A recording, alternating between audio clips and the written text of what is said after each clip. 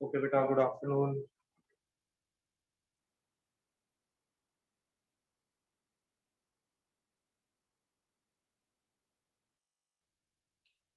Am I audible to all of you बेटा? Yes, good afternoon. ठीक है। अच्छा ये बताओ, 2 मार्कर्स हो गए सबके?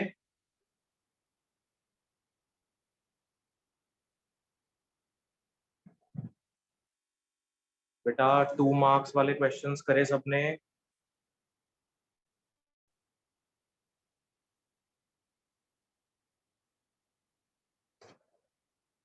Yes, sir.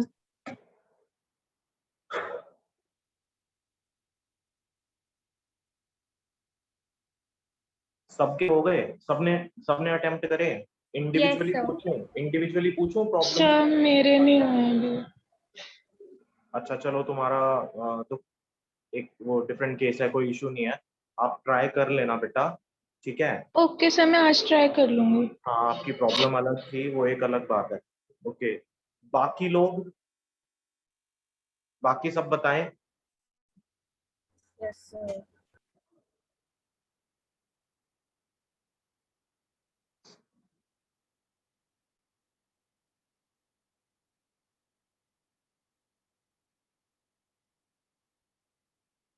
एक काम करते हैं, आज की क्लास में यहीं बंद कर रहा हूँ, ठीक है?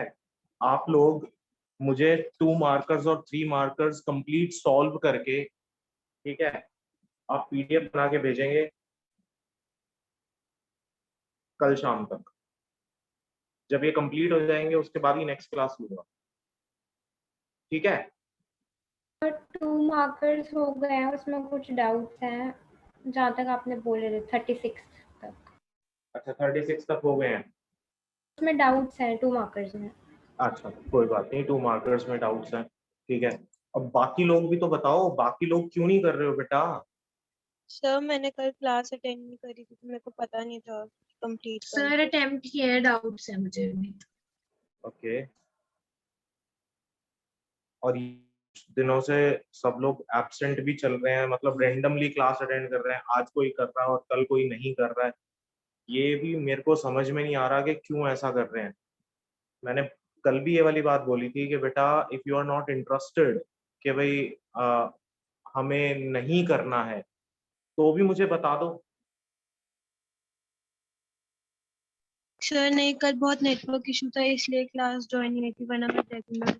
नहीं, मेरे कहने का मतलब ये है कि अगर आप लोगों को प्रॉब्लम डिस्कशन नहीं करना है तो मुझे बता दें, तो मैं आपको फिर फोर्स नहीं करूंगा ना प्रॉब्लम डिस्कशन के लिए। तो फिर हम लोग कुछ और कर लेंगे, नया चैप्टर कर लेंगे। कम से कम ये तो होगा कि भाई कोर्स ही आगे चलता रहेगा, बट फिर उसका कोई फायदा नहीं होता कि हम कोर्स को ही आगे की तरफ बढ़ाते रहें। उसका कोई सच में फायदा नहीं है। तो आप लोग बताओ कैसे करना है, मैं फिर उस हिसाब से कंटिन्यू कर लूंगा आगे। क्योंकि बेटा आप लोगों का अल्टीमेटली आपके पेरेंट्स से जिस तरीके से मेरी बात होती है, काफी लोगों के पेरेंट्स का फोन आता है, मैं बात करता हूँ उनसे, तो सभी का एक ही कंसर्न है ना कि सर बच्चों के ना मार्क्स आने चाहिए। इंपॉर्टेंट बात यही है कि मार्क्स आए, ठीक? अब उन मार्क्स के लिए थोड़ी सी मेहनत तो करनी पड़ेगी। एट टाइम्स आपको ऐसा लगेगा कि हाँ हम रोज वही क्वेश्चंस डिस्कस कर रहे हैं, उसी टाइप के क्वेश्चंस डिस्कस कर रहे हैं। बेटा हल्का सा भी कुछ चेंज आ जाता ना, हल्का सा भी कोई चेंज, और आप वहां क्वेश्चन छोड़ के आ जाते हो, तो अल्टीमेटली आप अपने मार्क्स लूज करके आते हो वहां पर। और मैं बार बार आपसे कह रहा हूँ कि आपके मार्क्स आपके लिए बहुत इंपॉर्टेंट है। तो सभी लोग क्लास अटेंड करें, ठीक है? जो लोग ये वीडियो आज देखेंगे, मैंने ये भी बोला था कि एटलीस्ट वीडियोस तो रोज देखा ही करो। नेटवर्क इशू है, नहीं है, आप क्लास अटेंड नहीं कर पा रहे हो, कोई बात नहीं है, ठीक है? टू बी वेरी फ्रैंक, बहुत क्लियरली, आज मुझे लग रहा था कि यार आज भी यही होगा, फिर से मैं पूछूंगा क्वेश्चन, फिर एक आध दो लोग कहेंगे कि हाँ हमने किए, बाकी नहीं बोलेंगे, कुछ जवाब नहीं देंगे, और मैं फिर से वही क्वेश्चन सॉल्व करने के लिए बोर्ड पे खड़ा हूँ। तो आज मेरा मन कर रहा था कि आज मैं क्लास छोड़ देता हूँ, आज नहीं लेते क्लास। पता नहीं किए हैं नहीं किए हैं, तो इंटरेस्ट लूज होना शुरू हो जाता है बेटा। आप ना तो मेरा इंटरेस्ट लूज होने दो, ना अपना लूज करो, क्योंकि अगर मैं आपको मटेरियल प्रोवाइड कर रहा हूँ, ठीक है, और मैं आपको उसके सॉल्यूशंस भी देने को तैयार हूँ, तो एटलीस्ट आपकी तरफ से सामने से मुझे वो रिस्पॉन्स तो मिलना चाहिए। वो response is missing these days.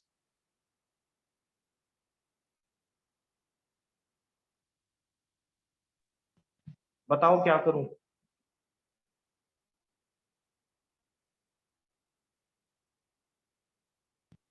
Sir complete कर। आप सब लोगों के टेस्ट्स हैं, और मैंने उसके लिए भी आपसे कहा था कि you can ask any question any time, कभी भी जब आपको लगे। वो आप तब पूछोगे ना जब आप पढ़ोगे। दो ही लोग होते हैं जिनकी कोई प्रॉब्लम नहीं होती, एक जिनको सब कुछ आता है और ऐसा कोई नहीं होता, और दूसरे वो जिन्हें कुछ नहीं आता। आप उस कैटेगरी में भी नहीं हो, ना आप इधर हो ना आप इधर हो। तो ये जो बीच वाली स्थिति होती है ना, ये बड़ी गंभीर स्थिति होती है बेटा।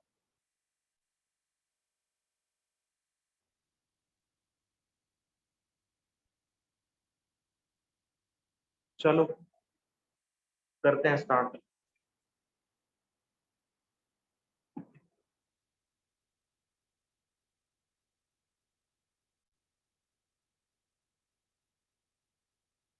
अच्छा बताओ, प्रॉब्लम्स बताओ बेटा, 36 तक कहाँ कहाँ पे आई? 23rd। 23rd, okay. सबसे पहले question number 23rd। What is the electric field between the plates with the separation of 2 centimeter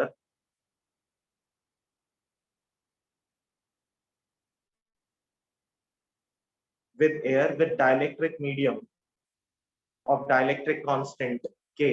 Electric potential of each plate is marked. Okay. आपको इलेक्ट्रिक फील्ड निकालनी है विद एयर, और फिर दूसरा with dielectric medium of dielectric constant के। अच्छा एक बात बताओ, इसको कैसे अप्रोच किया आपने, कैसे सॉल्व करने की कोशिश की?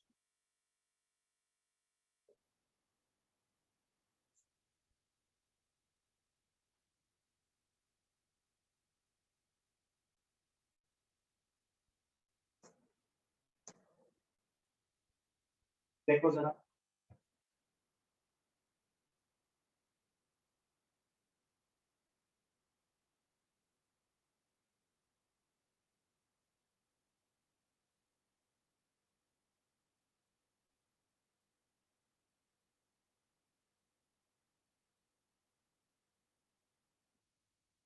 और ये प्लेट सेपरेशन आपको दे रखा है 2 सेंटीमीटर। बताना कैसे अप्रोच किया आपने इस क्वेश्चन को? सर मेरे को इसमें और 24th में डाउट है मेरे को भी। हाँ बताओ, आपने कोशिश तो की होगी ना करने की। कैसे करने की कोशिश की, प्रॉब्लम क्या आई करने में, ये बताओ मुझे। क्या कॉन्सेप्ट नहीं समझ में आया, क्या हुआ क्या नहीं हुआ, वो मेरे को पता तो चले।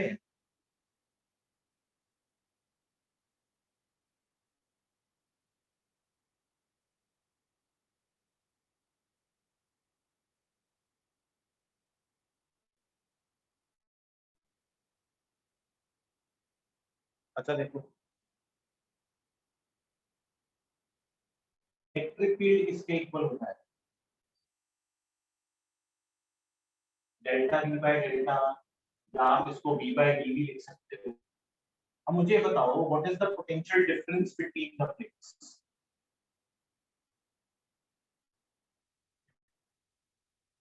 बोलो बेटा, what is the potential difference between the plates? Sir 100 volt.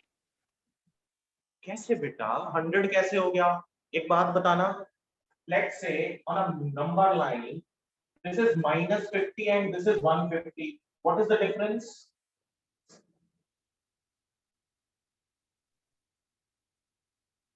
Sir 200 volt. 200। तो पोटेंशियल डिफरेंस कितना हुआ बेटा? 200। पोटेंशियल डिफरेंस आप निकाल रहे हो, तो पोटेंशियल डिफरेंस आपके पास V1 माइनस V2 होगा, ये आपका एयर पोटेंशियल है 150 माइनस ऑफ -50, तो कितना हो गया 200 नहीं हो गया बेटा, 100 कहां से आएगा, दिस इज 200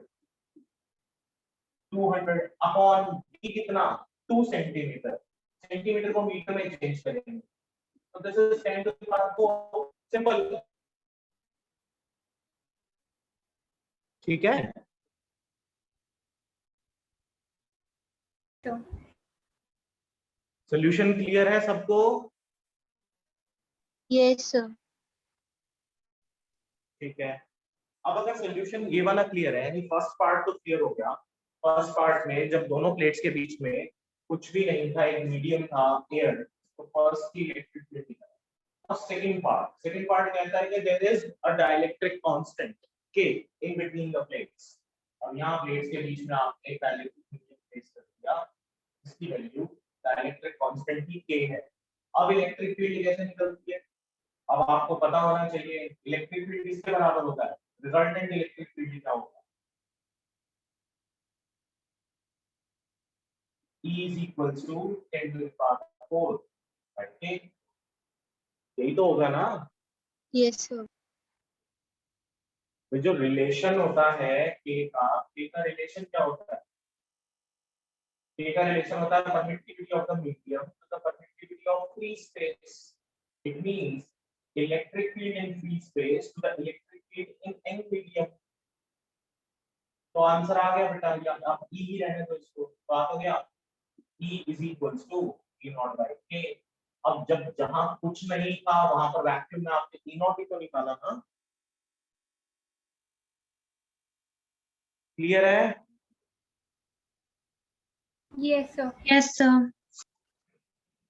नेक्स्ट कौन सा नहीं हुआ, 24th। Yes sir. ठीक है, a storage capacitor on a RAM, random access memory, RAM होती है आपके कंप्यूटर्स के अंदर, उस पर एक स्टोरेज कैपेसिटर है, चिप है, has a capacity of 55 picofarad. तो दिस वाज योर 23rd। अभी हम बात कर रहे हैं 24th के बारे में। तो कैपेसिटेंस डायरेक्टली है 55 पिकोफैराड, यानी 55 into 10 raised to the power -12 farads। If the capacitor is charged to 5.3 volts, so potential there is 5.3 volts, how many excess electrons are on its negative plate? ठीक है, Q निकल जाएगा यहाँ से, Q is equals to CV, so 55 into 10 to the power -12 into 5.3, एक value आ जाएगी। Now compare this with Q is equal to NE, so NE, E की value है 1.6 into 10 to the power -19, so this will be 55 into 5.3 into 10 to the power -12। Solve करके N की value निकाल लेंगे।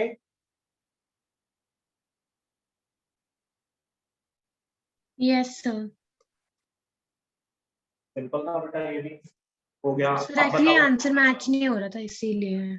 Answer, बेटा मैं बताऊं, आंसर के ऊपर ज्यादा मत जाना, ठीक है, क्योंकि जनरली इस तरह इस बुक के अंदर देयर आर सर्टेन मिसप्रिंटिंग्स, तो आंसर कई बार हो सकता है ना भी मैच करे, बट हाँ मेथड यही, there is no change. Yes sir method यही था बट वो मैच नहीं हो रहा था। कोई बात नहीं मैच हो रहा। कितना वेरिएशन आ रहा है? सर एक्चुअली मेरी शायद उसमें गलती थी थोड़ी, 10 raised to the power उसमें ही गलती थी, ज्यादा नहीं थी। एज इन वो मैग्नीट्यूड 1.8 अराउंड आ रहा था ना? यस सर उसके अराउंड याद था। यस क्योंकि वो तो दिख रहा है कि आ जाएगा। Yes sir. हाँ ठीक। वो मेरे ख्याल से पिको फैराड, हो सकता है कि ये माइक्रो फैराड लिखना चाह रहा हो, इसने पिको फैराड लिख दिया होगा, ऐसे चेक कर लेते हैं इस पॉइंट से पॉइंट का तो मेरे उसमें ही गलती थी, मैंने पिको फैराड भी गलत वो ले ली थी। Okay 55 into 53 into 10 raised to the power 19 इधर आ जाएगा, प्लस हो जाएगा, तो 7 अपॉन 16 is equal to आ जाना चाहिए हमसे, आ सर जाएगा। इसके बाद 35th क्वेश्चन, उसमें sir okay question number 35। Yes sir उसमें वो कंफ्यूजन रहती है कि कब उस पे वर्टेक्स से लेना है कब फेस पे। अभी बताते हैं।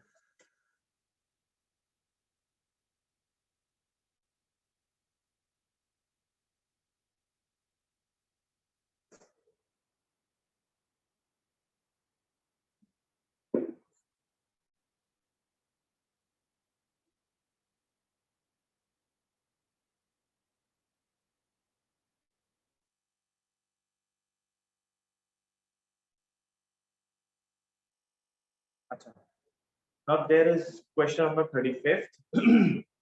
A point charge q is kept at the intersection of face diagonals of the cube at a side A. What is the electric flux linked with the cube in 1 and 2? अच्छा, एक बात बताओ, ये एक क्यूब है,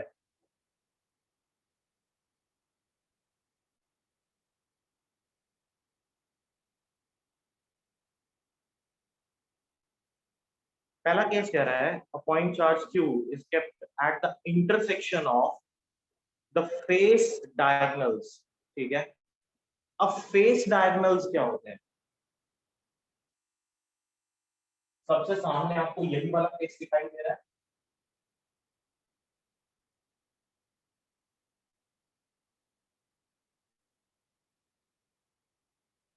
यहां पर होगा, ठीक है बेटा,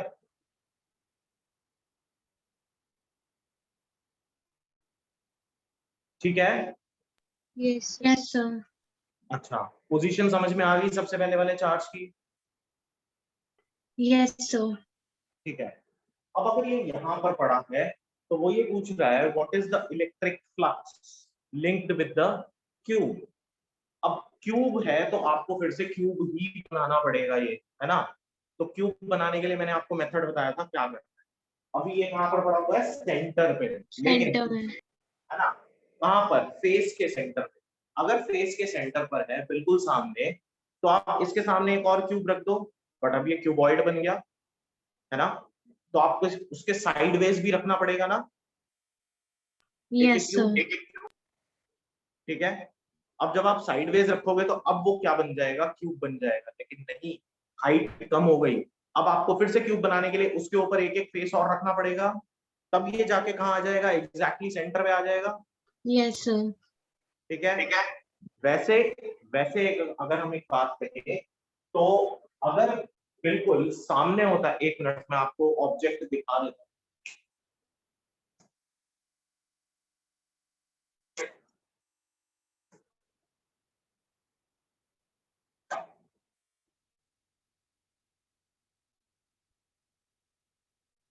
लेट्स से कि ये क्यूब है हमारे पास, ठीक है। अगर चार्ज यहां पर पड़ा हुआ है, ठीक है, तो फ्लक्स इसके अपोजिट फेस से ही बाहर आएगा, इसके पैरेलल साइड वाले फेस से कोई फ्लक्स हमें मिलता हुआ दिखेगा नहीं, क्योंकि ये तो यहाँ पर पड़ा हुआ है चार्ज। तो मैं क्या करूंगा, इसके आगे एक और फेस रखेंगे, मतलब एक और क्यूब रखेंगे, एक साइड में रखेंगे, एक इधर रखेंगे, एक पीछे रखेंगे। तो अब ये कहां पर आ गया? एग्जैक्टली सेंटर पर आ गया। बट ये बन क्या गया? ये क्यूबॉइड बन गया। तो आपको इसको वापस क्या बनाना है? क्यूब बनाना है। तो एक एक इसके ऊपर और रखे जाएंगे, है ना।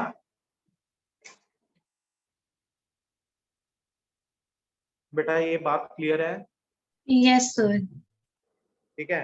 अब जब ये इसके ऊपर रखे जाएंगे, एक एक इसके ऊपर रखे जाएंगे, तो आपके पास टोटल नंबर ऑफ फेसेस कितने हो गए? फिर से एक लार्जर क्यूब के सर 8 हो जाएंगे उधर, सॉरी सर 6 हो जाएंगे, सॉरी सर, लार्ज वाले के। लार्ज वाले के 6 हो जाएंगे ना। Yes sir, the number of cubes 8 हो जाएंगे, वो बोल रही थी। आपने क्या करना होता है, चार्ज कहीं पर भी पड़ा हो, एक ना क्लोज्ड सिस्टम कंस्ट्रक्ट करना। एक लैंग्वेज लिखो, लिखो एक लैंग्वेज, मैं डिक्टेट कर रहा हूं, आप लिखो। ऐसे वाले केसेस में चाहे वर्टेक्स पर रखा हो चाहे सामने रखा हो, लिखो construct a closed system such that, construct a closed system such that the charge is enclosed within it, such that the charge is enclosed within it.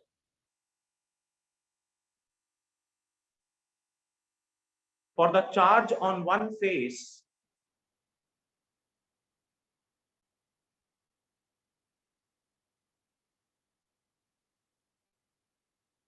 we need to have, एक बार ये वाली लाइन दोबारा repeat करना जो आपने हाँ फिर से बोल रहा हूँ, construct a closed system such that the charge is enclosed within it. देखो ये जो कंडीशन है ये बेसिक कंडीशन है। किसकी बेसिक कंडीशन है? गॉस थ्योरम की। गॉस थ्योरम में हम क्या फ्लक्स निकालने के लिए, फ्लक्स हम गॉस थ्योरम के थ्रू ही निकालते हैं। और हमें ये पता है कि जब हम स्टेटमेंट देते हैं गॉस थ्योरम की तो हम क्या बोलते हैं? हम बोलते हैं the surface area integral of electric field is 1 upon epsilon naught times the total charge enclosed within the system। ठीक है, और इन अ क्लोज्ड लूप होता है बेसिकली ये। तो इसका मतलब जहां कहीं पे भी चार्ज पड़ा है आप उसके अराउंड एक ऐसा हाइपोथेटिकल सिस्टम बनाओ जिसके अंदर आप उसको कंसिडर कर सको exactly enclosed with in that system. तो अब उसको करने के लिए आपको इसके सामने एक क्यूब रखना पड़ेगा, एक साइडवेज रखना पड़ेगा, एक ऐसे रखना पड़ेगा, तब जाके ये क्या बनेगा? एक क्लोज्ड सिस्टम बनेगा। ठीक है, Yes, sir. तो चार्ज ऑन वन फेज तक लिखा। We need to have two cubes face such that charge is on the common face. यानी एक सामने रखा तो चार्ज सेंटर पे आ गया ना।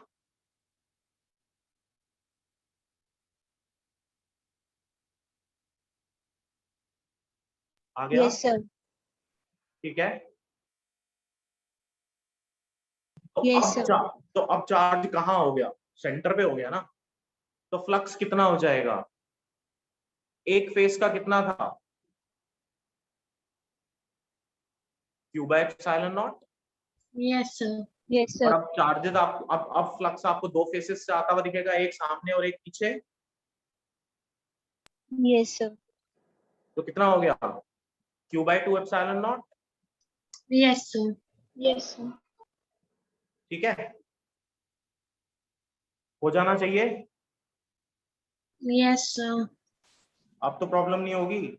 आप हमेशा उसको क्या करो, एक एनक्लोज सिस्टम एनक्लोज कर दो उसका, मतलब उसको एक क्लोज सिस्टम के अंदर कन्वर्ट कर दो और उसको रखो कहां पर?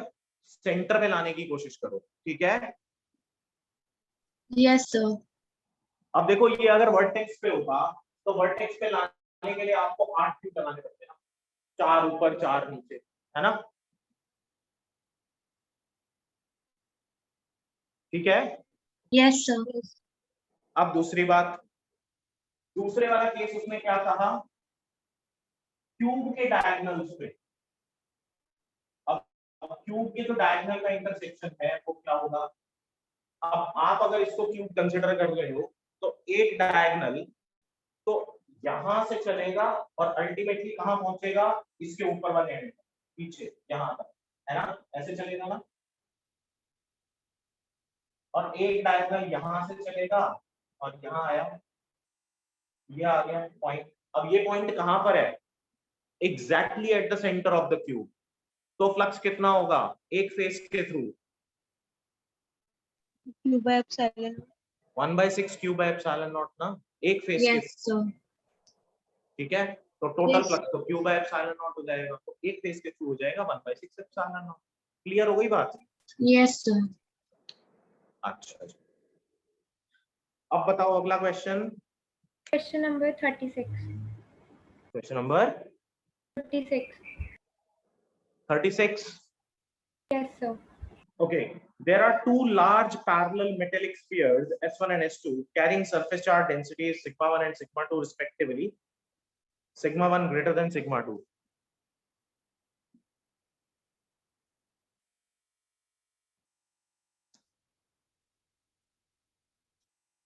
Sigma 1 greater than sigma 2 placed at a distance d apart in vacuum. Find the work done by the electric field in moving a point charge q a distance a less than d from S1 to S2 along a line making an angle pi by 4 with the normal to the plates. तो दो large metallic plates हैं S1 and S2 carrying surface charge densities sigma 1 and sigma 2। देखो जरा, अभी दो large metallic plates हैं S1 and S2 carrying surface charge densities sigma 1 and sigma 2 और वो कहता है कि sigma 1 is greater than sigma 2। तो सिग्मा 1 बड़ा है सिग्मा 2 से। Placed at a distance d apart in vacuum, यानी दोनों प्लेट्स के बीच का जो डिस्टेंस है दैट इज d। तो दोनों प्लेट्स के बीच का जो डिस्टेंस है वो हमने मान लिया d अपार्ट। अब वो कहता है find the work done by the electric field in moving a point charge q at a distance a which is less than d।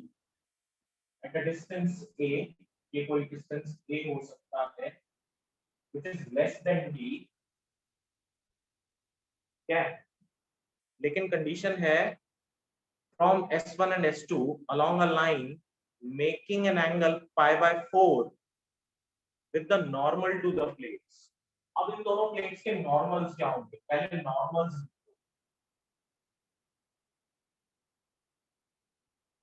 ये इसका नॉर्मल है और ये इसका नॉर्मल है, ठीक है? यानी पॉइंट ए कुछ इस जगह पर अगर है, ये जो ए है ये बी से छोटा है और आप उसको कुछ इस तरह से ले जाने की कोशिश करते हो चार्ज क्यू को एक प्लेट से दूसरी प्लेट की तरफ, के ये नॉर्मल के साथ एक एंगल बना दे कितना 45 डिग्री। तो दोनों साइड पे 45 डिग्री का एंगल बना, ठीक है? ठीक है बेटा? Yes sir. तो वर्क डन करना है, वर्क डन निकालना है। वर्क डन का फॉर्मूला क्या होता है? Force into displacement into cos theta. अब एंगल 45 को दे रहा है, फोर्स किसके बराबर हो जाएगा? Q इनटू V, क्योंकि चार्ज को आप किस में मूव करा रहे हो? इलेक्ट्रिक फील्ड में मूव करा रहे हो। यस और इलेक्ट्रिक फील्ड कितनी हो जाएगी आपके पास? यहाँ पर उसने कहा sigma 1 is less than sigma 2। तो यहाँ बीच वाले रीजन में इलेक्ट्रिक फील्ड कितनी होनी चाहिए?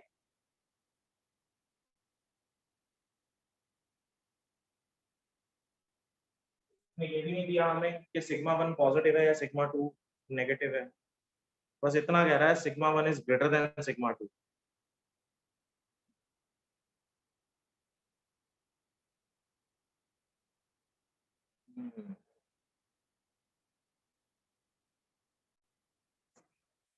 अच्छा देखो, अगर ये भी पॉजिटिव हो और ये भी पॉजिटिव हो तो यहाँ बीच में इलेक्ट्रिक फील्ड, बीच में इलेक्ट्रिक फील्ड होगी, इसकी इलेक्ट्रिक फील्ड इधर जाएगी, इसकी इलेक्ट्रिक फील्ड इधर आएगी। तो sigma 1 minus sigma 2,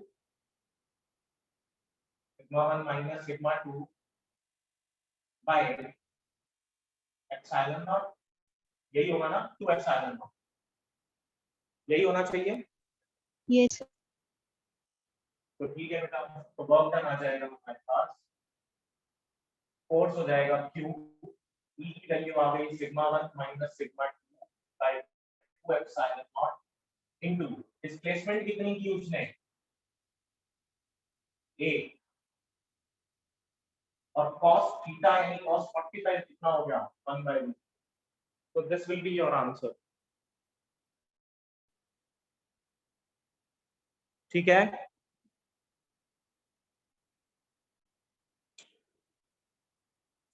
yes sir.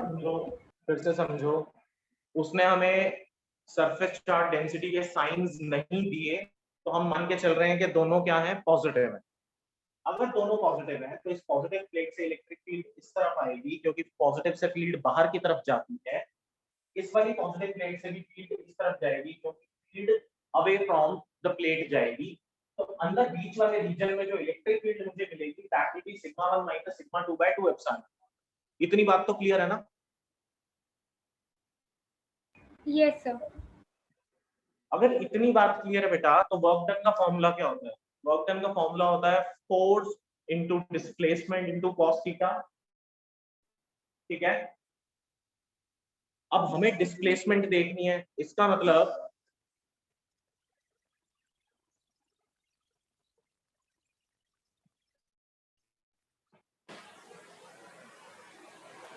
अब हमें डिस्प्लेसमेंट देखनी है, तो इसका मतलब ये कि हम यहाँ पर ये देखेंगे कि अपनी इनिशियल पॉइंट से चार्ज कितना मूव करा, तो वो डिस्प्लेसमेंट उसने दिया हुआ है कि डिस्प्लेसमेंट कितना होगा, a होगा, ठीक है।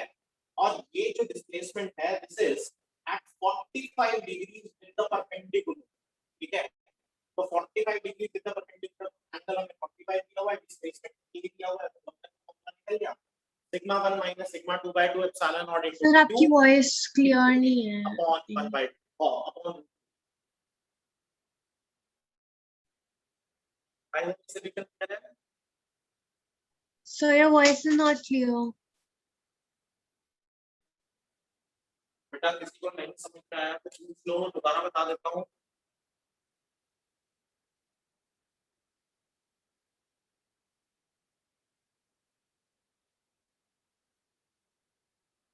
बोलो बेटा, नहीं समझ में आया तो बताओ, मैं दोबारा सर बता आपकी देता हूँ। वॉइस क्लियर नहीं थी।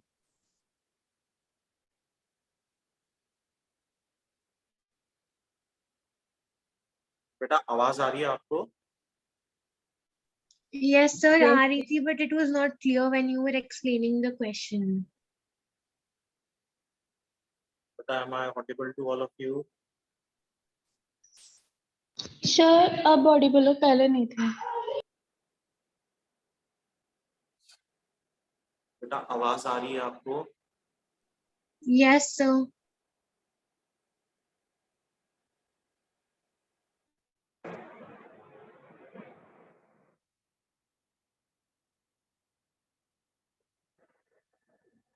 नेक्स्ट क्वेश्चन बताएं। Sir, can you hear? हाँ अब आ रही है आवाज बेटा। आपको हमारी आवाज नहीं आती। We were able to hear you, but when you were explaining the question, आपकी वॉइस क्लियर नहीं थी बिल्कुल। अच्छा फिर से सुनो, ये दोनों प्लेट्स, एक की डेंसिटी सिग्मा 1, दूसरे की charge density sigma 2, we are considering that both the plates are of positive charge, तो बीच में electric field will be sigma 1 minus sigma 2 by 2 epsilon naught.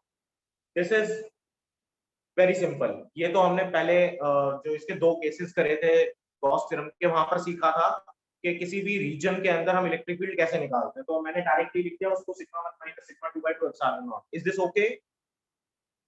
Yes, sir. तो वर्क डन निकालने का formula क्या होता है? Force into displacement into cos theta, ठीक है। तो जो फोर्स होता है that is charge into electric field, तो हमने यहाँ लिख दिया charge into electric field into displacement कितनी करी उसने, ये cos थीटा यानी cos 45 डिग्री।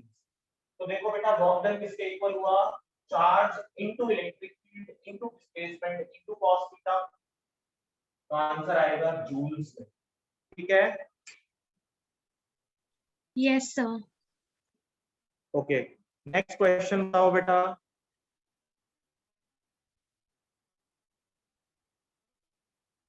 So मेरे को इतने ही डाउट्स थे इसमें। ओके तो आई होप के 2 मार्क्स सबको क्लियर होते होंगे। Yes, sir. अच्छा अभी भी सोच लो बेटा, किसी का कोई डाउट तो नहीं है ना 2 मार्कर्स में?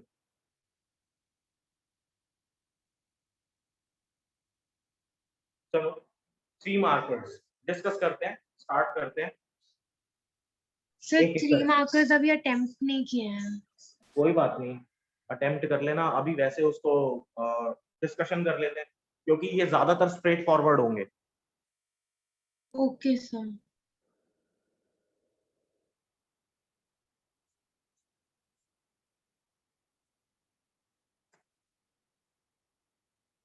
अच्छा देखो, define electrostatic potential and its unit. Simple है, तो electrostatic potential is work done in bringing a unit positive charge from infinity to a particular point. SI unit is joule per coulomb or volt. Obtain an expression for electrostatic potential at a point P in the field due to a point charge. निकाल लेंगे। Obtain an expression for electrostatic potential at a point P in the Yes, sir. field due to a point charge. तो वो निकल जाएगी, potential किसके equal आ जाएगा, KQ by R। Simple है ये तो। Yes. नेक्स्ट आ जाए, calculate the electrostatic potential energy of a system of 3 point charges placed at the corners of an equilateral triangle of side A. बहुत आसान। देखो क्वेश्चन नंबर 2, आपके पास ये इक्विलेटरल ट्रायंगल है और यहाँ पर हमने 3 पॉइंट चार्जेस रख दिए, Q1 Q2 Q3। This is A, this is A and A।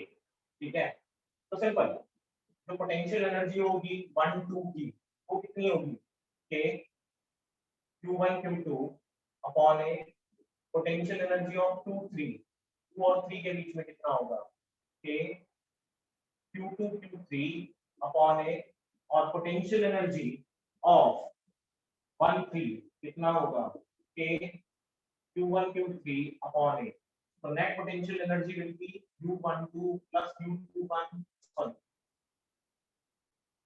U12, U23 और U31, तीनों को ऐड कर देंगे, हो जाएगा। Yes, sir. Yes, sir. What is polarization of charge?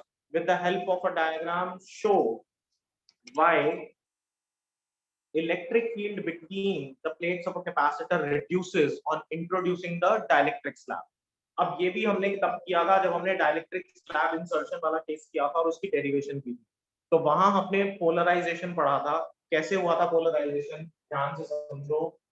Question number 3 में अगर बेटा मैं आपको कहूं कि these are two plates of a parallel plate capacitor which are separated by a certain distance d, इनका प्लेट एरिया A है।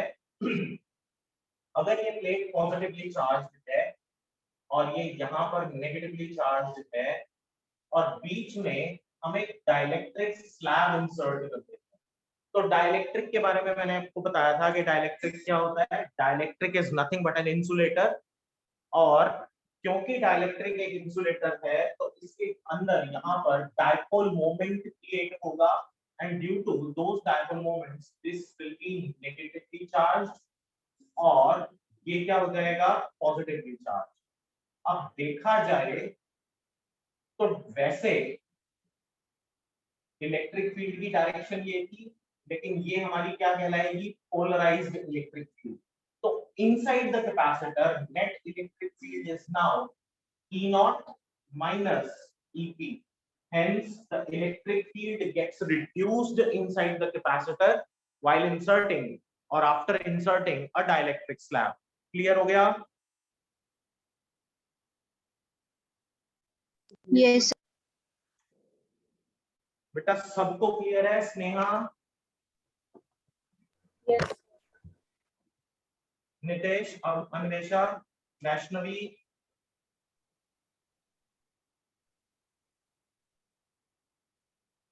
Anvesha clear है बेटा?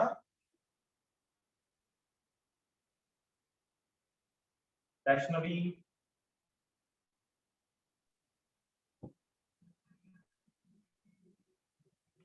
अभिमन्यु, समझ में आया ये?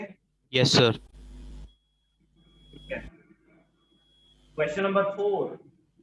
Using Gauss theorem in electrostatics, deduce an expression for electric field intensity due to a charged spherical shell at a point. और फिर इसके ग्राफ बनाने हैं। ये भी ऑलरेडी डिस्कस्ड है 2-3 बार। Yes, sir. ये हो जाएगा। Yes, sir. ठीक है। Question number 5. 3 capacitors are connected in series and then in parallel. Find the equivalent capacitor of each type of combination. बहुत ही सिंपल है ये तो। Yes, sir. Okay. Next है question number 6. A charge capital Q is distributed over 2 concentric hollow spheres of radii r and capital R, where capital R is greater than small r, such that their surface density of charges are equal. Okay. दोनों की surface densities equal है. Find potential at the common center. Potential निकालना है at the common center. अच्छा देखो problem क्या है। Problem ये है कि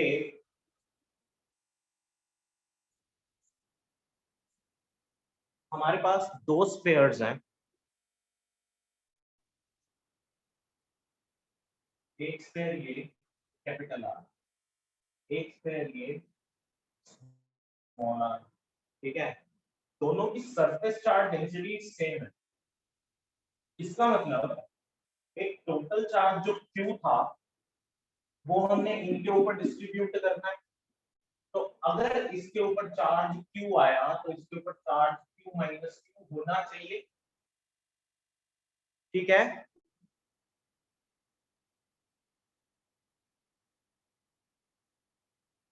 जी सर। ठीक है। अच्छा, कंसेंट्रिक है यार, तो भूलिएगा ना कंसेंट्रिक। ठीक है, दोनों कंसेंट्रिक है। एक ये रहा और एक ये रहा, ये स्मॉल आर और ये कैपिटल आर। ठीक है,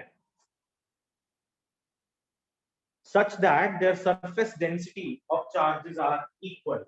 Surface density of charges equal है, यानी इसकी भी सिग्मा और इसकी भी सिग्मा। तो ऑब्वियसली चार्ज अगर इसके ऊपर Q होगा तो इसके ऊपर Q माइनस Q होना ही चाहिए। ठीक है, क्या था, find the potential at the common centre. अब बताओ क्या आंसर होना चाहिए, potential at the common centre.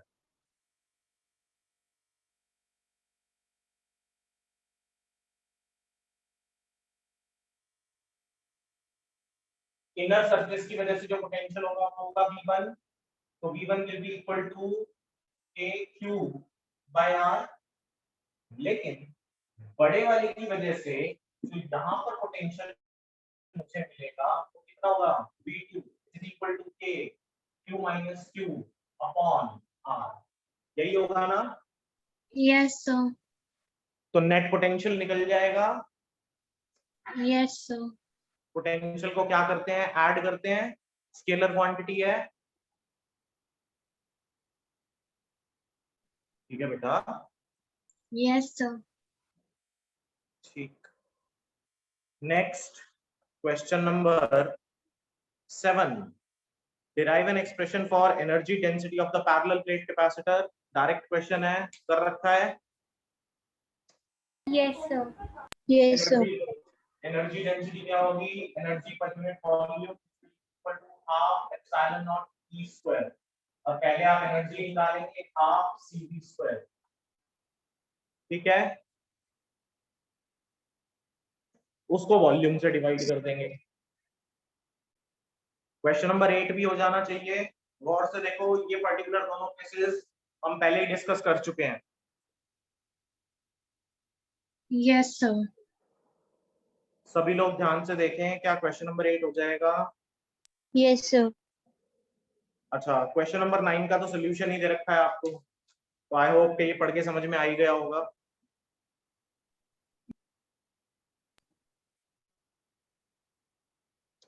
जल्दी से क्वेश्चन नंबर 8 और क्वेश्चन नंबर 9 एक बार खुद से पढ़ें और फिर बताएं हो रहे हैं या नहीं हो रहे हैं, फटाफट बताओ।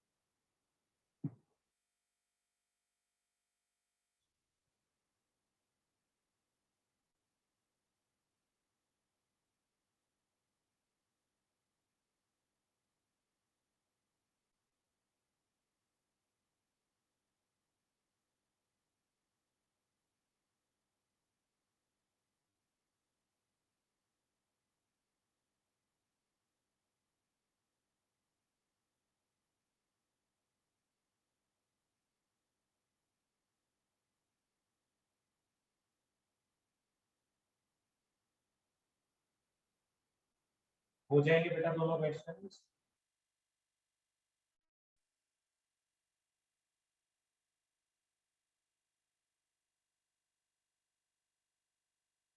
Sir, question 9 एक बार बता दो।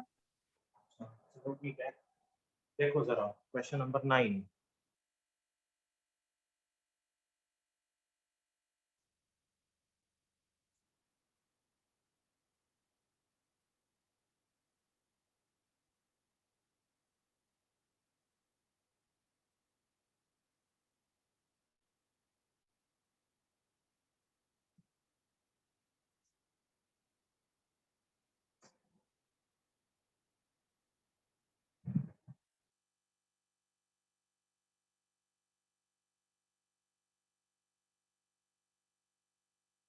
अच्छा बेटा देखो क्वेश्चन नंबर 9। क्वेश्चन नंबर 9 कहता है in the figure shown calculate the total electric flux या total flux of the electrostatic field through the sphere S1 and S2. The wire AB shown of length L has a linear charge density lambda. ये wire AB है आपके पास और इसकी linear charge density है lambda, which is equal to kx. ठीक है? X is measured along the wire from end A. अब यहाँ पर उसने एक चार्ज दे रखा है Q. This is origin O. This is S1. This is S2. अब पहली तो बात मुझे टोटल फ्लक्स बताना है through S1।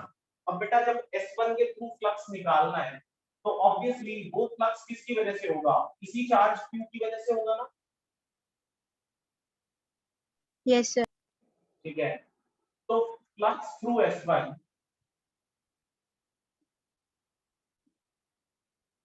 Q by epsilon not. Yes sir. सीधा सीधा आ गया। लेकिन जब आप फ्लक्स थ्रू S2 की बात करते हो तो S2 के थ्रू इसका फ्लक्स भी आएगा और इस वायर का फ्लक्स भी आएगा। अब इस वायर के ऊपर पहले फ्लक्स अगर निकालना है यानी flux due to wire AB, तो उसके लिए मुझे क्या कैलकुलेट करना पड़ेगा, चार्ज भी कैलकुलेट करना पड़ेगा। यस।